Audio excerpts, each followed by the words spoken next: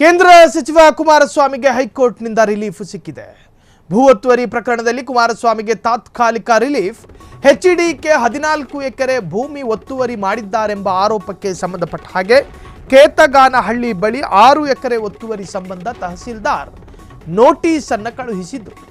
Tahsildar notice ಪ್ರಶ್ನಿಸಿ court ಮೊರೆ ಹೋದ ಎಚ್ಡಿ ಕುಮಾರಸ್ವಾಮಿ ಅರ್ಜಿ ವಿಚಾರಣೆ ಮಾಡಿ ಎಚ್ಡಿಕೆ ಪರ ಬ್ಯಾಟ್ ಬೀಸಿದ ಹೈಕೋರ್ಟ್ ಎಚ್ಡಿಕೆ ವಿರುದ್ಧ ಬಲವಂತದ ಕ್ರಮಕ್ಕೆ ಮುಂದಾಗಬಾರದೆಂದು ಆದೇಶವನ್ನು ಹೊರಡಿಸಿದೆ. ಇದು ಎಚ್ಡಿ ಕುಮಾರಸ್ವಾಮಿ ಅವರಿಗೆ ತಾತ್ಕಾಲಿಕವಾದಂತಹ ರಿಲೀಫ್. ಭೂ ಸರ್ಕಾರಿ ಗೋಮಾಳ ಒತ್ತುವರಿ ಪ್ರಕರಣಕ್ಕೆ ಸಂಬಂಧಪಟ್ಟ ಹಾಗೆ ವಿಚಾರಣೆಯನ್ನ ಏಪ್ರಿಲ್ 8ಕ್ಕೆ ಮುಂದೂಡಿದ ಉಚ್ಚ ನ್ಯಾಯಾಲಯ. ನ್ಯಾಯಮೂರ್ತಿ ಸಂಜಯ್ ಗೌಡ ಅವರಿದ್ದಂತಹ ಹೈಕೋರ್ಟ್ ಪೀಠದಲ್ಲಿ ವಿಚಾರಣೆ ನಡೆದಿದೆ. ಏಪ್ರಿಲ್ 8ಕ್ಕೆ ಮುಂದೂಡಿ ಅಲ್ಲಿಯವರೆಗೆ ಮಧ್ಯಂತರ ರಿಲೀಫ್ ಅನ್ನು ವಿಸ್ತರಣೆ ಮಾಡಲಾಗಿದೆ.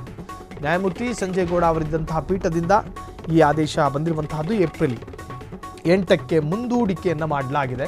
ಕೇಂದ್ರ ಸಚಿವ ಕುಮಾರಸ್ವಾಮಿಗೆ ಹೈಕೋರ್ಟ್ನಿಂದ ಬಿಗ್ ರಿಲೀಫ್ ಸಿಕ್ಕಿರುವಂತಹದ್ದು. ಇದು ಭೂ ಒತ್ತುವರಿ ಪ್ರಕರಣದಲ್ಲಿ ಕುಮಾರಸ್ವಾಮಿಗೀಗ ಟೆಂಪ್ರವರಿ ರಿಲೀಫ್ ಸಿಕ್ಕಿದೆ.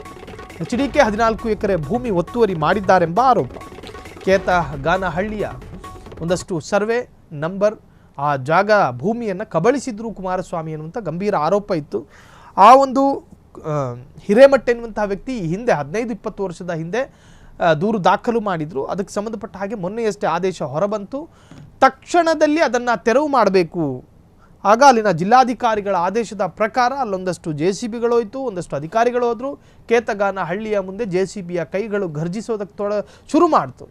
ಅಷ್ಟೊತ್ತಿಗದಾಗಲೇ ಇದು ರಾಜಕೀಯ ಪ್ರೇರಿತವಾದಂಥ ದಾಳಿ, ರಾಜಕೀಯ ಪ್ರೇರಿತ ಷಡ್ಯಂತ್ರ ಅಂತೇಳಿ ಕುಮಾರಸ್ವಾಮಿ ಕಾರಲ್ಲಿ ಕೂತ್ಕೊಂಡು ಹೇಳಿಕೆ ಕೊಡೋದಕ್ಕೆ ಶುರು ಮಾಡಿದ್ರು.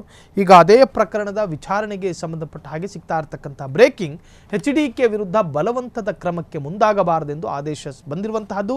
ವಿಚಾರಣೆಯನ್ನು ಏಪ್ರಿಲ್ 8ಕ್ಕೆ ಮುಂದೂಡಿದ ಉಚ್ಚ ನ್ಯಾಯಾಲಯ. ನ್ಯಾಯಮೂರ್ತಿ ಸಂಜಯ್ ಗೌಡ ಅವರಿದ್ದಂಥ ಹೈಕೋರ್ಟ್ ಪೀಠದಲ್ಲಿ ವಿಚಾರಣೆಯನ್ನು ಮಾಡಲಾಗಿದೆ. ಏಪ್ರಿಲ್ 8ಕ್ಕೆ ಮುಂದೂಡಿ ಅಲ್ಲಿಯವರೆಗೆ ಮಧ್ಯಂತರ ರಿಲೀಫ್ ವಿಸ್ತರಣೆಯನ್ನು ಮಾಡಲಾಗಿರುವಂತಹದ್ದು.